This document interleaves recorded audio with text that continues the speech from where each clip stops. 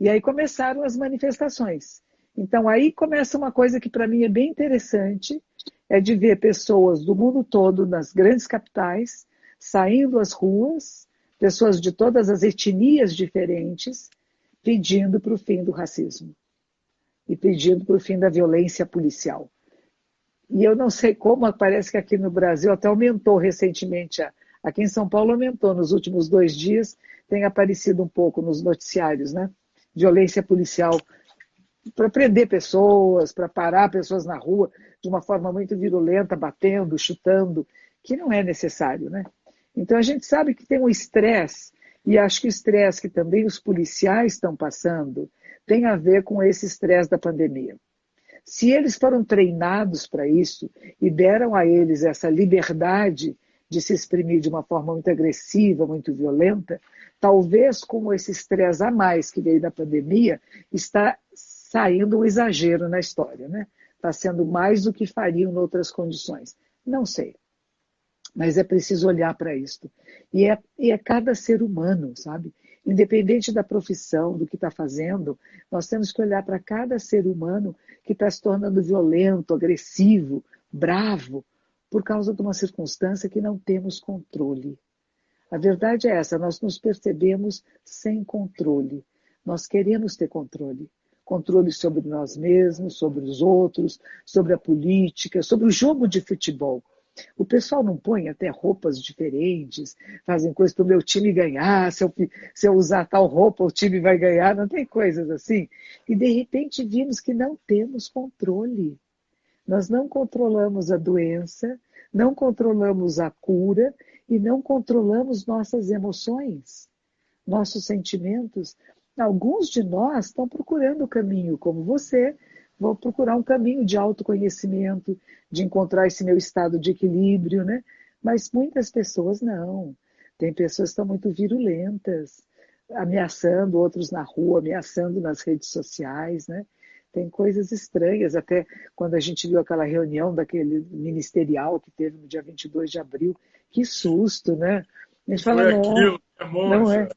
Que foi aquilo? Quer dizer, como as pessoas estão estressadas, cheias de ódio, eu odeio isso, odeio aquilo. São expressões verbais, que às vezes não significam realmente um sentimento de ódio profundo. Mas nós temos que prestar atenção nas nossas palavras. A maneira que nós falamos mexe conosco, nós acabamos acreditando naquilo que falamos. Se eu começar a dizer, eu odeio isso, daqui a pouco eu estou odiando mesmo. E eu não odiava, era só para falar, não gosto de que fale assim, né? Mas em vez de não gosto de falar assim, eu entro no ódio, eu vou provocar o ódio em mim. E ele vai se manifestar, porque ele está em nós, está em todos nós. Nós temos todos os possíveis sentimentos, cada um de nós. O que a gente estimular é o que vai crescer. E se eu vou começar a estimular a raiva, o ódio, o rancor, daqui a pouco está todo mundo se matando por aí, né? E eu acho que uma das razões que os líderes políticos de todos os países não quiseram nos contar desde o começo quão longa é a pandemia é para não causar tumulto mesmo, pânico. Porque você vê, eles de 15 em 15 dias é só mais 15 dias. Já passaram 90 e vão ser mais 15. E depois vão ser mais 15. E eu não sei se até o final deste ano, você vê, os países que abriram, a China voltou agora, né? A China está tendo uma recaída. Tiveram uma retenção muito precisa, né? Foram muito disciplinados os países que estão voltando. A Nova Zelândia também, desde o começo, nunca negou a pandemia, sempre tomou as medidas corretas de prevenção. Então, assim, os países que tiveram esse cuidado de fato, em 3 meses voltaram ao normal. O Brasil, concordo com a senhora, eu acho que, infelizmente, não passaremos o Réveillon fora de casa. É, é muita gente e houve uma dicotomia de orientações, né? Sai de casa, não sai de casa, precisa sair de casa, não precisa sair de casa, é para usar máscara, não é para usar máscara. Eu tenho achado o presidente Trump muito abatido. Você tem visto ele nos últimos Não, dias? não. Pois é. Às vezes eu mudo lá para a televisão norte-americana para ver o que está acontecendo. Ele parece um idoso. Mas é nos últimos 2 dias. Está muito abatido. O cabelo está mais ralo do que nunca, né? porque ele tinha uma peruca que ele usava, mas acho que a peruca nem tem onde ficar agora. Eu acho que não tem nem onde apoiar, Mas por que coitadinho. a senhora acha que ele está abatido? Eu não sei se ele não pegou o coronavírus e ficou tomando o remédio que ele pregava tanto como maravilhoso, e esse remédio pode ter efeitos colaterais. Ele foi descer uma rampa, parecia um velhinho, bem idoso mesmo, descendo a rampa. Ele disse que Nossa, estava escorregando, ele estava do lado de um militar, imagina, a televisão, ele brigou com a televisão, com a CNN, né? E a CNN está lá pegando, né? Onde é que ele está falhando que nós vamos pegar? E estava ele descendo assim como um idoso. Ele disse, porque não tinha corrimão e escorregava. Mas a postura física de uma pessoa cansada e com dificuldade de caminhar. E a face dele está muito mais enrugada do que estava antes. Ele está exausto. Porque eu acho que tudo isso é exaustivo. Teve a questão da pandemia, teve a questão dele dizer que não era nada, teve a questão dele levantar um remédio como fosse a grande solução, e alguns médicos disseram não é bem assim, não está comprovado ainda, e a morte do do Floyd, e ainda por cima ele atravessando a manifestação, a violência policial que aconteceu e todo o movimento contra ele muito forte de toda a população. Então isso é muito doloroso, né, para um chefe de Estado. Não era nada do que ele planejava. Ele planejava um estado de crescimento econômico, ele é um negociante, ele é um homem de negócios, então para ele fazer bons negócios, esse é o papel dele como presidente, relações públicas de um país, para trazer riquezas para o seu país. E estava indo bem, só que de repente desmoronou. Então, de novo, aquela sensação que não é só da pessoa comum na rua, mas é de todos de não tenho controle sobre a situação. O que eu quero controlar e não consigo. E isso deve ser muito desesperador, não é? Porque quem está em posições de poder fica sabendo, eu não controlo, eu não consigo controlar, eu quero. Então eu vou distrair a minha população com outras coisas, falando bobagens, né, levando a outros tipos de pensamento. Não, nós estamos vivendo uma coisa muito grave, que é a doença em si, o medo da morte, o medo do sofrimento, o medo de transmitir isso para pessoas que a gente goste e que a gente sabe que podem morrer ou ficar muito doentes, a falta de contato físico com outras pessoas. Eu faço muitas palestras em teatros, eu gosto desse encontro. O encontro com o público, para mim, é importante. As minhas falas têm a ver com as faces das pessoas que eu estou falando, com as respostas corpóreas que eles me dão. Eles podem não falar comigo, mas eles estão me dando retorno. E, de repente, quando você fala para uma câmera, você está mais acostumado que isso, é diferente, né? A gente se acostuma também, já estou me acostumando. Monja, mas então, voltando ao assunto da pandemia, a senhora acha que a gente vai sair melhor dessa? A senhora é dessas pessoas que Alguns, acreditam nisso? todos não, alguns. Alguns vão, outros não. Tem pessoas que estão num nível de pensamento muito egóico, muito pequeno, muito mesquinho, não é? Pessoas que estão... Bom, ontem acharam 2 caixões de defunto cheios de maconha. Essa eu achei. Eles resolveram traficar dentro de caixão de defunto e a polícia chegou e disse assim, não, tem coronavírus aí. Mas deve ter tido... Genial, vamos combinar? É bom, né? Mas deve ter tido alguma delação, porque se não fosse delação, o policial não ia abrir, concorda? Se eu sou policial, tem um caixão dizendo que tem contaminado, eu não vou mexer. Poxa, colocaram inclusive um comprovante, alguma coisa assim, um Ah, certificado? não sei, não sei. Eu sei, eu só vi muito rapidamente. Mas tem umas ideias aí interessantes que estão surgindo, porque a morte, de repente, assim como no México, eles celebram tanto o Dia dos Mortos, né? Comem caveirinha, tem docinho e tudo. Parece que chegou para nós assim, uma onda forte da morte, né? Que a gente está brincando, mas é trágico. Quem tem parentes, amigos que morrem, ficam muito tristes, né? Porque falta de socorro, falta de atendimento. Aqui em São Paulo estão dando conta, os hospitais estão dando conta ainda, né? Mas nunca se sabe.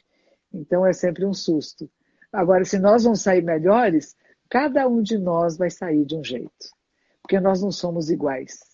Assim como os remédios que dão para cada paciente não são os mesmos, nem a mesma dosagem e nem o mesmo remédio em diferentes etapas da doença. Então, cada um de nós vai ter uma resposta de acordo com o seu grau, o seu nível de compreensão, de inteligência, de procura, de sensibilidade. Então, há pessoas que vão sair mais amorosas, que já estão durante esse processo mais solidárias, mais cuidando e se preocupando com o mundo, pessoas que vão sair mais cuidadosas de não poluir, de andar mais a pé, mais de transporte público, mais bicicleta, menos carros quando não for necessário, né? Então vai haver um movimento de pessoas que vão perceber que a cooperação, ontem falei com um grupo que trabalha muito com jogos cooperativos, é bem interessante isso, você sair daquilo, eu ganho e você perde, mas vamos ganhar juntos, vamos trazer pessoas para ganhar conosco e não criar inimigos. Eu sempre fico pensando como seria bonito todos esses pesquisadores no mundo todo podendo partilhar de suas pesquisas durante o processo da pesquisa e facilitar com que mais rapidez tivéssemos remédios, curas e vacinas. Geralmente demora muito e é sempre uma coisa de dizer, meu grupo é que está fazendo, eu é que estou descobrindo, né? Quando a gente sair desse lugar... Maldito ego, né? Não é? Quando sair desse lugar e dizer, não interessa quem é que descobriu, fomos nós, somos equipes, partilhamos as nossas informações internacionalmente e queremos que seja gratuito para a humanidade. Não vamos cobrar por vacina nenhuma. Cadê esses milionários todos que estão aí, que dão, quando eles dão, assim, outro dia tinha uma grande empresa aqui em São Paulo, dizendo que doou 100 mil reais. Eu falei, nossa, 100 mil reais deve ser uma empresa pequena, né? Era uma empresa né? com aqueles nomes enormes, assim, que você acha que são muito, muito ricos, fizeram 100 mil reais, isso é esmola, né? Para o tipo de empresa que é, aquilo é uma esmola. Merecia nem virar notícia. É um trocado, pois então. Mas a gente vê que as pessoas ainda estão muito seguras de que realmente partilhar, né? De compartilhar. Quando aparece alguém, hoje tinha um jogador de futebol, não sei quem é, dizendo que estava dando tanto dinheiro, acho que não sei se era na Inglaterra ou se era aqui mesmo, não lembro. Estava dando dinheiro para as pessoas, para as famílias pobres, estava contribuindo. Que bom, né? Essas pessoas que ganham muito, que de repente ganharam tanto que não sabem nem o que fazer com esse dinheiro. Olha a oportunidade de solidariedade, de fazer o bem, cesta básica. E eu acho que a gente tem que exigir saneamento básico. Acho que a primeira coisa que ficou tão comovente de ver é áreas que não têm água, não têm esgoto. E você dizer para as pessoas lavar a mão? Com o quê? Porque nessas horas, né, muita gente fala que o vírus igualou todo mundo. Eu discordo disso. O vírus ele não escolhe vítima. Pode pegar o rico, o pobre, mas não igualou todo mundo porque, infelizmente, não estamos todos nas mesmas condições. É bem o que a senhora falou. Saneamento básico não é só uma questão de meio ambiente, é uma questão de saúde também, né? Pois é. É fundamental. É fundamental. E a gente tem que exigir dos governos que façam isso. E eles não fazem porque não aparece, né? Ninguém fica então. olhando para tubo de esgoto. As obras faraônicas aparecem mais. Então, assim, se a gente não exigir enquanto povo, enquanto população, essa mudança, aliás, nenhuma mudança acontece, né? As mudanças só acontecem quando o povo exige, né? Se mobiliza. Pois é, foi interessante isso nos Estados Unidos, né? Essa mobilização que teve contra o racismo e contra a violência policial, proíbem agora, os policiais não podem mais parar as pessoas travando o pescoço delas. Alguma coisa foi feita, né? Não pode, essa virulência que estavam fazendo, né? E que era um treinamento que eles tinham. Eles estavam seguindo o protocolo. E falando nisso, Monja, que sensacional. Não sei se a senhora viu os policiais de Miami se ajoelhando e sendo empáticos aos manifestantes. Sim, bonito, não é? Então a gente, pois então, não é porque é da minha classe, se foi uma coisa errada, eu reconheço que foi um erro. E eu não faria isso, né? Não vamos desacreditar a polícia porque teve um policial que fez uma coisa errada. Em Paris, eles jogaram as algemas no chão e também se ajoelharam, né? Então, esse é um momento importante. da gente pensar que nós não podemos fazer isso com outro ser humano. Não tem por que fazer. Mesmo que ele tivesse sido um assassino, que fosse um homem medonho, que tivesse com uma faca na mão ou dando tiro, não era para fazer isso. Se você imobilizou a pessoa, imobilizou, está algemado, para que vai ficar segurando ali em cima? Quer dizer, o que de maldade humana existe em nós? Porque a gente não é só o Floyd que morreu. A gente também é esse policial com a mãozinha no bolso, travando até o fim com uma raiva, com uma insatisfação com a vida. E eu fiquei pensando, o Floyd era um homem grandão, né? Era negrão, lindo, musculoso, forte. O outro não. Vai ver que ele tinha raiva dele. Era mais forte que ele, mais bonito. Como conseguiu, né, imobilizar dessa maneira, enfim, uma técnica, porque realmente ele era muito gigante, o Floyd. Ele tinha mais dois em cima dele, né? Do lado. Ele estava com o joelho no pescoço, os outros estavam com o joelho nas costas e na perna dele. E um em pé olhando. Então foi uma coisa grotesca que a gente assistiu, né? Mas ao mesmo tempo criou esse movimento todo. E eu estava assistindo a Oprah, é uma norte-americana, né? Uma apresentadora, e ela convidou uma elite de lideranças negras, foi bem interessante, dizendo: este é o momento de nós exigirmos o fim do racismo, que não é só da polícia.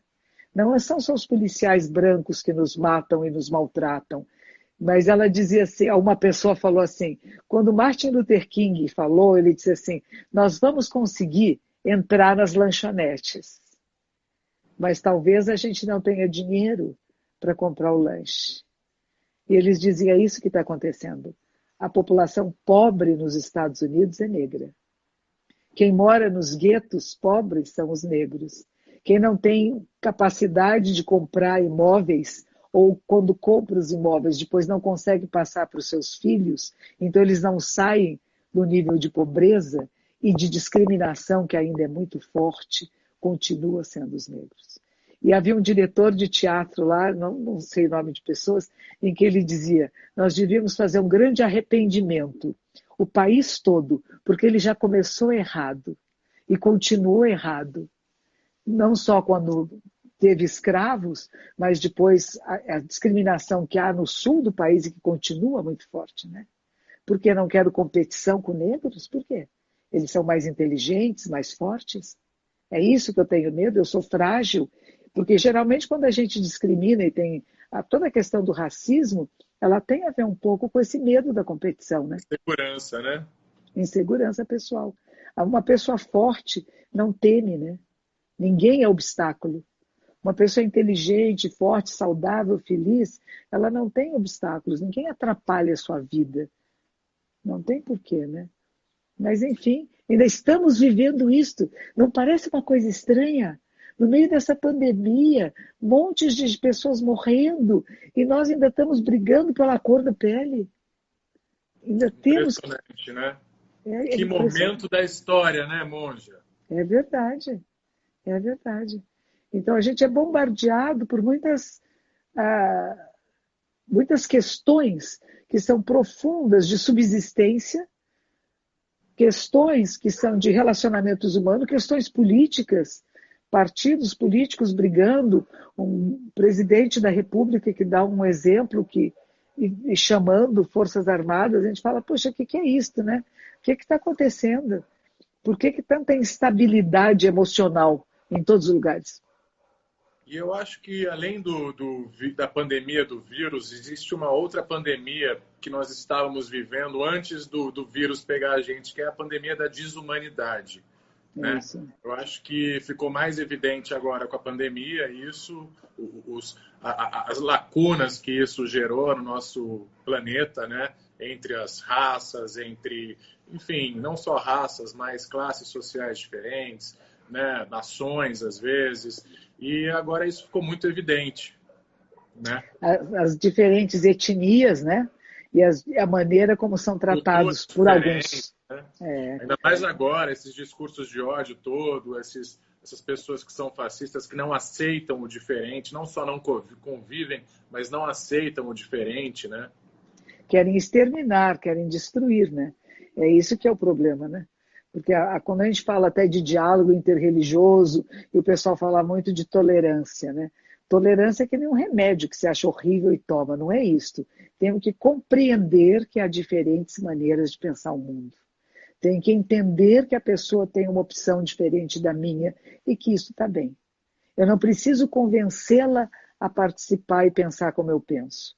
A riqueza do encontro interreligioso, e que só pode acontecer em pessoas que estão muito bem estabelecidas na sua fé e na sua tradição, é esta. Eu não quero convencer o outro a vir para a minha. Eu não quero convencer o outro da minha verdade, dos meus dogmas, da minha tradição. Eu compreendo que há olhares diferentes e está bem assim. Porque somos diferentes, nós não somos iguais. E precisamos de linguagens diferentes, né? E de manifestações físicas diferentes. E por falar nisso também, eu acho que assim, não existe nada de mal, porque eu pelo menos sou um pouco assim, monja. Eu pego um pouquinho daqui, um pouquinho dali. Eu sou o perfeito sincretismo religioso. Sou católico por batismo, mas quase não frequento igreja, quase não rezo. Flerto muito com o budismo. Então, assim, eu acho que o importante é a gente se sentir bem, né? É a gente pegar elementos de cada guia espiritual, cada líder espiritual, cada filosofia, cada religiosidade e adotar se te fizer bem, né? Era uma coisa que Buda falava, o que eu ensino, se você achar bom, use. Se não achar, jogue fora. Não vai acontecer nada.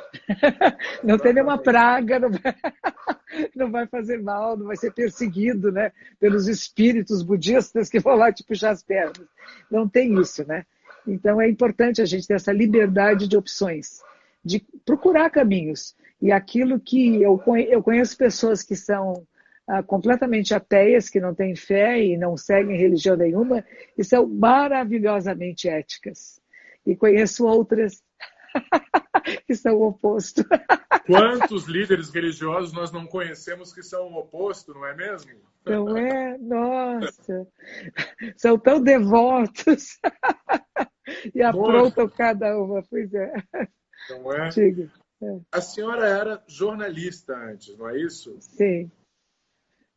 Tem 30 anos já como praticando budismo, como líder espiritual, né? Já. 40. 40 já? Já pulei para os 40, estou com 73. Eu fui ordenada com 36, vou para os 40 anos de vida monástica. Né? Eu comecei Como é que surgiu o budismo na sua vida? Uma das coisas importantes foi quando eu trabalhava no Jornal da Tarde, nós estávamos numa época que tinha um governo militar, tinha manifestações de rua, tinha muitas pessoas indo presas. A ditadura que algumas pessoas acreditam que não existiu, ou que foi boa. É aquilo que não existiu. E naquela época, imagina, eu tinha 19 anos, eu ficava pensando assim, será que não tem uma alternativa? E me pediram para fazer uma matéria sobre sociedades alternativas na Califórnia. Eu não fui para a Califórnia, era uma matéria de arquivo. E eu descobri que havia um grupo zen budistas na Califórnia que já trabalhavam sem agrotóxicos, plantavam, viviam quase que do escambo, um troca com o outro, e era uma alternativa para a sociedade da época, né? E achei bem interessante. Teve um monge chamado Suzuki, ele foi para São Francisco e ele abriu uma sala de meditação. E naquela época tinha os chamados hippies, né? As pessoas que não quiseram ir para a guerra do Vietnã, que não tomavam banho, deixavam o cabelo comprido, tinha uma calça jeans, então cheiravam meio mal, né?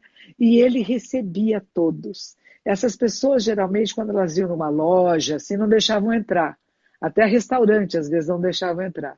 E esse monge japonês recebia todos eles. Recebia, e na hora que eles iam embora, ele fazia uma reverência e agradecia. E depois que eles vieram algumas vezes, ele começou a dizer, vamos lavar seus pés antes de entrar aqui, porque o pé era imundo, né? Andava de sandália, descalço.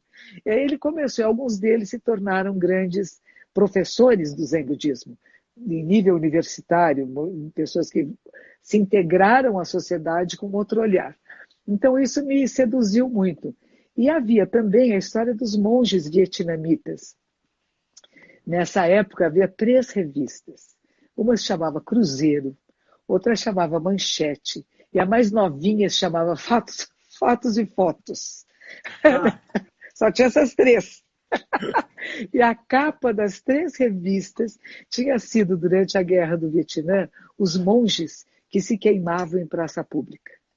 Eles iam até a praça, chamavam a imprensa, iam de táxi sozinhos, numa praça pública. Chamavam a imprensa, sentavam-se na posição de meditação, jogavam gasolina no corpo, acendiam um fósforo e ficavam sentados se queimando, dizendo: façam parar a guerra aqui no Vietnã. Foi a única guerra que os Estados Unidos perdeu, né? Foi a primeira que ele perdeu, né? Os meninos voltaram para lá arrasados, porque a população toda lutou contra, foi a guerrilha, né? Mas isso foi muito forte para mim de pensar: que controle é este que essas pessoas, que esses homens têm? Não é? Que controle ficar sentado queimando? A gente vê pessoas que põem fogo no corpo, saem correndo, né? Mas ficar parado. Falei, nossa, isso é uma coisa que me interessa. Eu queria ter autocontrole, não é? E aí tinha também a história, os Beatles meditavam, né? O Harrison, acho que foi ele, George Harrison, né? Que foi para a Índia e depois trouxe Maharishi, né? Eles tinham um tipo de meditação que faziam. Eu falei, nossa, e o que eles me interessavam era a comunicação de massa. Eu não era fã dos Beatles, assim, de ficar e querendo ver shows e filmes, não era muito não. Mas era um grupo que tinha uma capacidade de comunicação de massa. Sendo jornalista, isso nos interessa, né? Como é que comunica, como é que toca o coração de tanta gente? Como é que até hoje toca, né? Que capacidade tinha esses meninos de fazer isso? E eles meditavam. Eu falei, tem alguma coisa boa nessa história de meditação, eu vou atrás. E aí acabei, fui morar na Europa uma época, fiquei um tempo lá, voltei, fui para os Estados Unidos, e quando cheguei nos Estados Unidos, eu estava lendo livros sobre meditação. Estava fazendo através de livros, quando você gosta de uma coisa, o pessoal te dá livro de presente. Antigamente davam livros, né? E aí eu lia sobre o assunto e praticava em casa do meu jeito. Quando eu fui morar nos Estados Unidos, aí eu resolvi e fui, encontrei o Zen Center de Los Angeles e larguei tudo que eu fazia. Eu falei, é isso aqui. Isso dá sentido à minha vida, isso responde às minhas questões mais profundas e vou ficar aqui. E o professor, que era japonês, ele disse assim, mas você veio de uma família cristã, como é que você vai virar budista? Eu falei, eu aprendo, pode deixar, eu aprendo. E aprendi o suficiente para ele um dia aceitar me ordenar. Após a minha ordenação, eu pedi para ir para o Japão, para o mosteiro feminino. Fiquei 12 anos no Japão, fiquei 7 anos no mosteiro e mais 4 trabalhando em vários templos por lá. Aí voltei aqui para o Brasil, trabalhei dentro da colônia japonesa durante alguns anos, 6, 7 anos. Fiquei num tempo que atendia praticamente só a colônia japonesa. Começaram a vir muitos brasileiros, porque eu falava português e porque eu sou brasileira, né? Tem diferença do budismo japonês para o do Vietnã, não tem? Tem, tem. Em cada país vai tomar características desse país, né? O nosso é o Zen budismo. E mesmo dentro do budismo japonês tem várias correntes diferentes, né? O Zen é o budismo da meditação. Zen quer dizer meditar. É Isso que eu ia aquele te que... perguntar. O princípio principal do Zen budismo é a meditação. É. O Zen budismo, a prática principal é a meditação. Outros têm a invocação do nome do Buda Amitabha, Buda da Luz Infinita. Tem aqueles que invocam o nome de um sutra, Nam-myoho Renge Kyo. Tem várias ordens budistas. Tem a Vajrayana, que é mais próxima com o budismo tibetano, que é acreditar que tem se você falar a palavra com o gesto e o pensamento, você transforma coisas na realidade. Esse é um outro tipo de budismo também japonês. E por que a cabeça raspada, monja? Isso Tem foi o que alguma simbologia, algum significado? a mãe de Buda perguntou isso para ele, sabia? Olha, eu achei que ia te fazer uma pergunta idiota. Que bom, então. Ele era um príncipe, né? E ele sai do castelo e os nobres naquela época usavam um rabo de cavalo aqui alto. Então, o símbolo da nobreza eram os cabelos longos, né? Que ele podia prender aqui em cima. E exatamente quando ele sai do castelo, a primeira coisa que ele faz, ele ainda tinha a sua espada, ele corta os cabelos, que é o símbolo da casta. Estou fora do sistema de castas. Não vou ser identificado pela família em que eu nasci. E nisso ele troca suas roupas com uma pessoa que passa e vai se tornar yogi. Ele vai praticar yoga por muito tempo e se torna um professor de yoga, mas também não está satisfeito. Ele quer práticas mais austeras, porque ele se sente muito frágil ainda, por ter sido tão mimado a vida toda. Ele era filho do rei, ele era um príncipe. E aí ele vai para as austeridades e também descobre que não é isto. E aí que ele vai falar, tem um caminho, o caminho do meio, que não é dos extremos, nem fazer o que eu quero, como eu quero, quando eu quero, e não negar tudo. Quero dormir, não durmo, quero comer, não como, quero beber, não bebo. Então ele vai criar esse caminho. Então, o cortar os cabelos é fazer o que Buda fez. E ele vai dizer para a mãe dele, eu fiz como fizeram todos os Budas do passado. E aí vem um conceito bonito, que ele não é o primeiro, ele não é o único. E ele vai dizer que tem tantos Budas, quantos Budas existem, quanto grãos de areia nos rios. Não é bonito isso? Ou seja, cada um de nós é um ser iluminado. Alguns percebem, outros não. E aí volta para a sua pergunta, como é que nós vamos sair daqui? Alguns de nós vamos sair despertos, iluminados. Acordamos para aquilo que é essencial na vida. Ficamos fechados um tempo suficiente para refletirmos em nós mesmos o que é importante para a minha vida. O que é importante para viver. No momento em que a morte está passando aqui pertinho, o que é essencial? E a gente vai sair daqui um pouco diferente, sim. Há outros que nem perceberam, que nem pensaram, que só pensaram que vantagem iriam ter, que vantagem eu posso ter. Como eu vi uma carreata um dia, acho que a primeira carreata que teve, aqueles carros enormes, tão bonitos. Eu nunca tive dinheiro para comprar um carro daqueles, achei tão bonito. E eles dizendo que eles queriam trabalhar porque eles eram pobres. Eu falei, não acredito. Eles deviam estar doando os carros para as pessoas pobres, para os hospitais, para comprar equipamento para os hospitais, com medo de perder o que tem, não é? Eu até entendo, do ser humano isto, mas nós não fomos treinados, nós não tivemos educação do compartilhamento, nós não tivemos a questão de solidariedade, de cuidar daqueles que precisam ser cuidados. Parece que a gente chega aqui para pegar o que eu posso pegar para mim e como é que eu fico melhor. E como é que eu vou trair meu amigo, eu vou enganar aquele meu vizinho para eu ter vantagens. Se esse tipo de pensamento não mudar, não são situações políticas, econômicas ou sociais que vão mudar. Não... É muito interessante que nós somos os únicos animais desse planeta que somos assim, né? Os outros só, enfim, lutam ou ganham vantagem em cima de outros animais por sobrevivência mesmo, por comida, né? Você vê que a nossa inteligência, ela pode ser tanto para o bem quanto para o mal, né? Então, como tudo, né? Como a senhora disse, inclusive, acho que eu estou, inclusive, nesse capítulo de se observar as suas luzes, a sua luminosidade e as suas sombras, né? Isso. A gente não tem só uma coisa boa, uma coisa ruim, a gente tem tudo, tudo está dentro da gente. Isso. E a gente faz escolhas.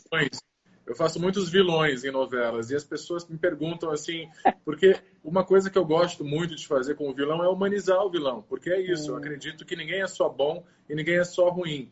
Então eu acho que um grande gol para um ator é fazer as pessoas amarem, odiar o seu personagem e odiarem, amar o seu personagem ao mesmo tempo. Quando você faz um vilão, né? Porque você está fazendo elas se identificarem também com você, com as humanidades que aquele personagem tem, porque todos nós, humanos, somos bons e ruins, né? Nós nos reconhecemos. Uma vez eu estava comentando com o professor Cortella, nós tínhamos um grupo no Carandiru, que é um presídio aqui de São Paulo, antes dele implodir, né? E eu fui falar com os... Estava falando com os detentos, eu fui ensinar meditação lá. E, de repente, tinha um pavilhão que disseram, naquele, a senhora nunca entre naquele pavilhão, porque lá são as feras, né? Aqueles lá não tem jeito, são monstruosos. E, de repente, tinha um moço sentado lá, e ele virou e olhou para mim. Não era para mim, ele olhou na minha direção. E o olhar dele era um olhar que eu nunca tinha visto antes, de muita crueldade. E quando eu comentei isso com o professor Cortella, ele disse assim, como é que você sabe que é de crueldade? Você já viu isso no espelho? Olha que bonito. Porque está em nós. Por que eu reconheço? Porque eu também posso ser muito cruel. Por isso que eu digo, Quando a gente viu o menino sendo morto e o outro com o joelho em cima, nós somos ambos. Nós somos o que está morrendo e somos aquele que está com o joelhinho em cima ali, ó. Eu acabo com você.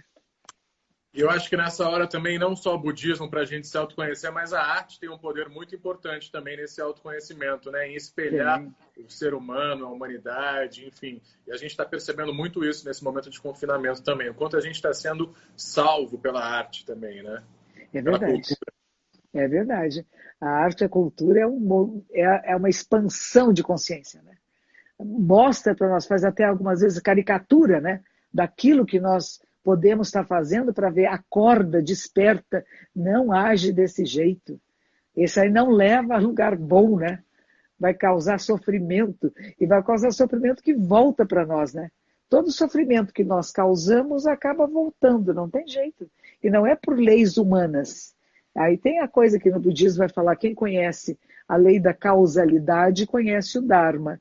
Quer dizer, tudo que nós criamos, causas e condições, elas acabam voltando. É um bumerangue, o que você joga nesse mundo volta. A diferença é quando você percebe, e em vez dele cortar a sua cabeça, você segura. Pode machucar sua mão, mas você não deixou. Porque você se arrependeu, você percebeu, você transmutou. Que a gente chama metanoia, você muda.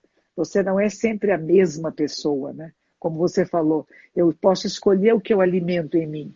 Eu posso alimentar só rancor, raiva, vingança, ou posso alimentar também carinho, ternura. Tem uma história boa para os seus vilões, eu vou contar, essa é boa. Essa é Buda. Buda foi pedir esmola numa cidade um determinado dia, como ele fazia, só que ele foi sozinho esse dia. Com a sua tigelinha lá, entrou, não tinha ninguém na cidade. A cidade vazia. Falou, que estranho, uma cidade vazia, por que será, né? E foi andando, tinha a porta de uma casa que ele sempre conversava com o dono da casa.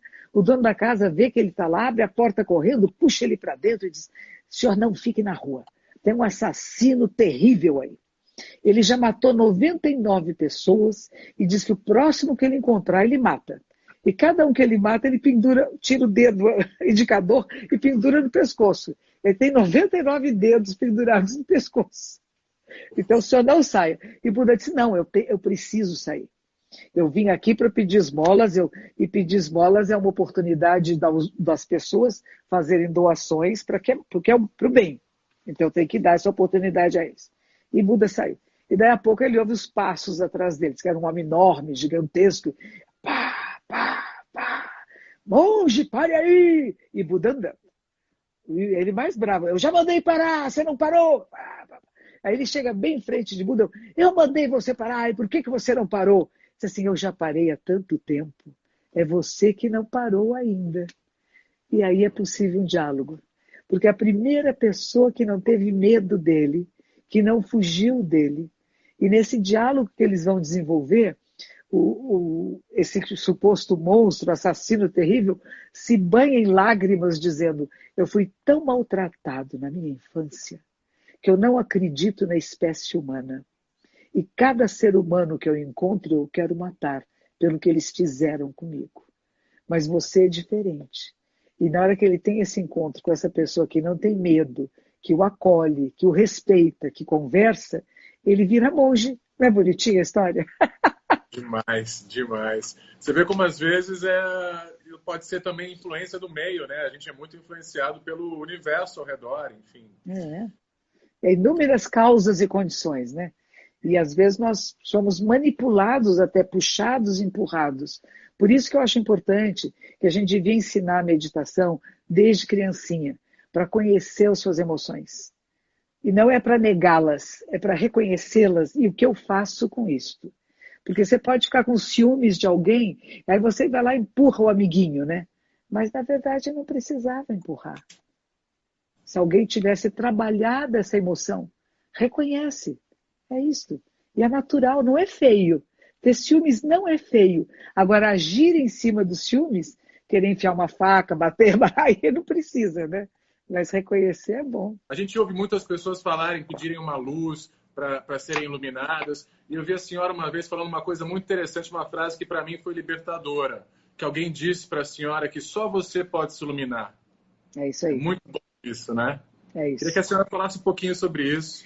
Tem pessoas que chegam para mim dizendo, monja, a senhora tem que me salvar, a senhora tem que me iluminar. Eu falo assim, eu não, é você, mas através dos ensinamentos. Você tem que escolher uma filosofia, um ensinamento, alguma coisa que você possa seguir e que vai ajudar a você a despertar. Porque a palavra Buda quer dizer isso, acordou, despertou. Ou seja, eu vejo a realidade assim como ela é. E posso atuar de forma decisiva, porque eu sou um elemento de transformação da realidade. Eu não sou passivo, eu não estou só olhando e contemplando, eu estou atuando no mundo. Então, no momento que eu atuo de forma assertiva, correta, eu transformo a minha volta. E a minha proposta é que a gente não use violência. Queria agradecer demais esse papo. É uma Bom honra falar com você. Obrigado de coração. Muita luz. Se proteja. Fique bem, viu? Você também. Todos que você conhece. Que todos estejam Gratidão. bem. Obrigada a você. E aí, você já curtiu o programa de hoje? Então comenta, compartilha. Nunca te pedi nada, vai. Já tá inscrito aqui no canal, né? Já ativou as notificações no sininho? Não? Então vai lá que a hora é agora, senão você esquece que eu sei. E aí, foi? Boa. Obrigado, viu? Já sabe, né? A gente se vê aqui toda semana no SCB. Só coisas boas pra você. Tchau, até já.